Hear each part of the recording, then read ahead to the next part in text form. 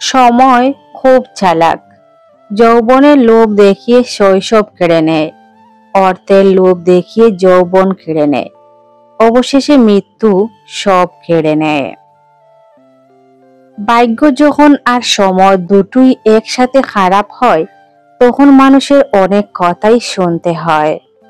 ক্ষমতার থেকে বুদ্ধিকে বেশি ব্যবহার করো, কেননা ক্ষমতা লড়তে শেখায় আর বুদ্ধি জিততে শেখায়। লোকে তোমার সম্পর্কে ভালো বললে তুমি সন্দেহ করো, আর খারাপ বললে অবিলম্বে বিশ্বাস করে নাও। এক কথায়, স্বপ্নকে বাস্তবে পরিণত করতে 4টি জিনিস প্রয়োজন: ইচ্ছা, আত্মবিশ্বাস, সাহস আর নিয়মিত কাজ করা। স্বপ্ন এবং বাস্তবতা দিন ও রাতের মতো, যেখানে স্বপ্ন শেষ সেখান থেকেই বাস্তবতা শুরু। আত্মহত্যা মহাপাপ, শুধুমাত্র এই কথাটির উপর ভিত্তি করে বেঁচে আছে হাজারো জীবন্ত লাশ। শখের বসে কেউ রাত জাগে না, আসলে বুকের ভেতর রাখা মানুষের কষ্ট তাকে ঘুমাতে দেয় না।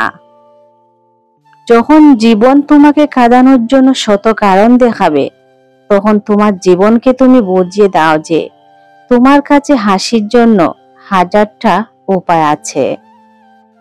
আবেগকে বোঝার জন্য বিবেক দরকার। বিবেকহীন মানুষের কাছ থেকে কোনো কিছু প্রত্যাশা করাই বোকামি।